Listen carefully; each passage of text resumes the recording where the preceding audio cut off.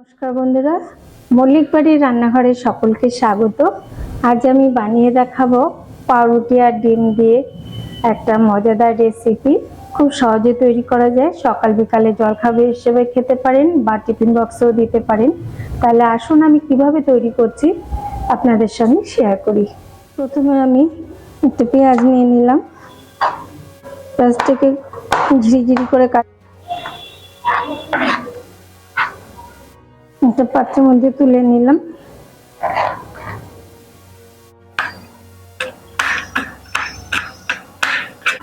এখানে অল্প ক্যাপসিকাম কুচি দিয়ে দিলাম,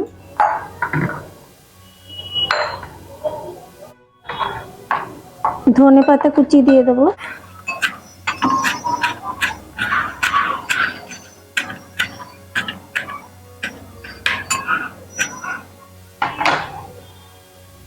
দিয়ে দিলাম, দিয়ে দেবো দুটো লঙ্কা কুচি।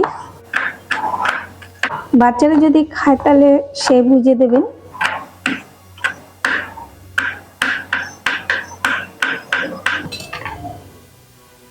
দিয়ে দিলাম, এর মধ্যে দিয়ে দেবো ডিম,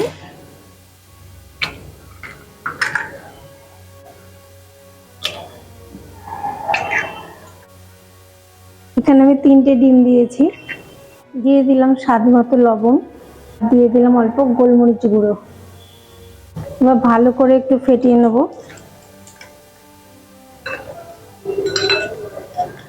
ভালো করে ফেটিয়ে নিয়েছি, এবার আমি সাইড করে রেখে দেবো।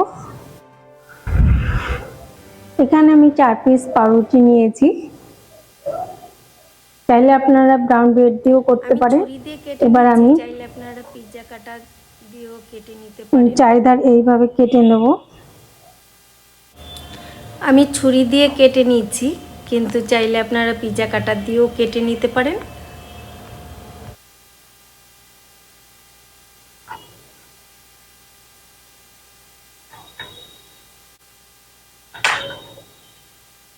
কেটে এই মাঝখানের অংশটা আমি তুলে নিলাম, সাইড করে রেখে দেব।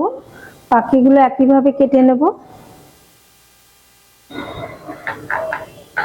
সবকটা আমার কেটে নেওয়া হয়ে গেছে।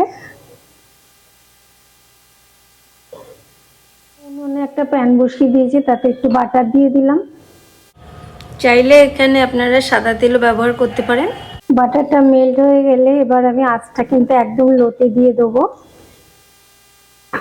দিয়ে প্রথমে আমি এইভাবে পাউরুটিটা বসিয়ে দেবো। এবার আগের থেকে যে আমি একটা ব্যাটার তৈরি করেছিলাম ডিমের, সেটা মাঝখানে দিয়ে দিলাম।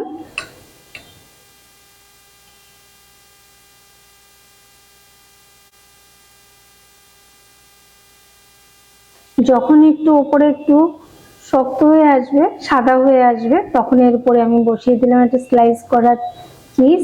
চাইলে আপনারা মজ্জারেলা চিজও গ্রেট করে দিতে পারেন, আমি আমুলের চিজ দিয়েছি।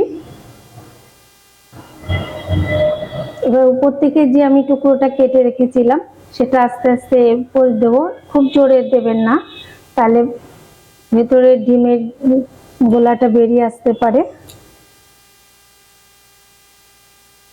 এরকম হালকা করে প্রেস করতে হবে।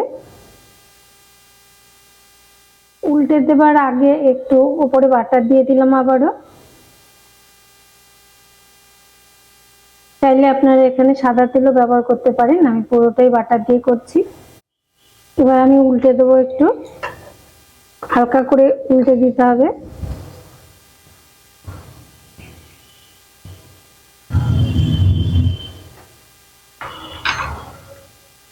আঁচটা কিন্তু লোতে রেখেই করতে হবে, নাহলে কিন্তু পুরো উঠতে পারে ব্রেডটা। খুব অল্প সময়ের মধ্যে তৈরি করা যায়। এবার একটু উল্টে নেব।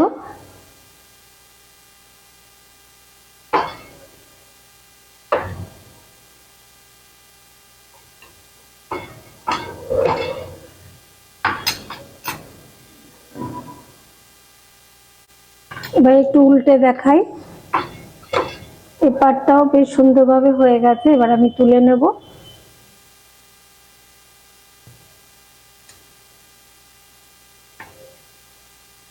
এবার আরেকটা বানিয়ে দেখাচ্ছি। একটু বাটার দিয়ে দিলাম আবার।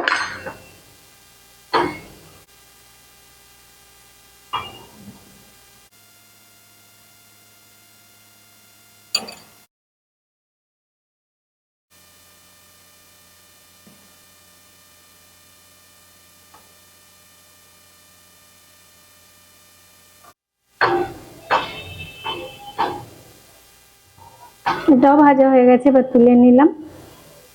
তাহলে দেখলেন তো কত সহজে তৈরি করা যায়, খেতেও কিন্তু ভীষণই ভালো লাগে। আমি এখানে টমেটো সস দিয়ে পরিবেশন করলাম। আপনারা এইভাবে ঝটপট বানিয়ে ফেলবেন। আমার এই ভিডিওটা যদি আপনাদের ভালো লাগে লাইক শেয়ার করবেন, আর নতুন নতুন রেসিপির আপডেট পেতে আমার চ্যানেলটিকে সাবস্ক্রাইব করবেন। পাশে থাকা বেল আইকনটিকে প্রেস করতে ভুলবেন না। আবার আসবো অন্য কোনো রেসিপি নিয়ে। আপনারা ভালো থাকুন, সুস্থ থাকুন।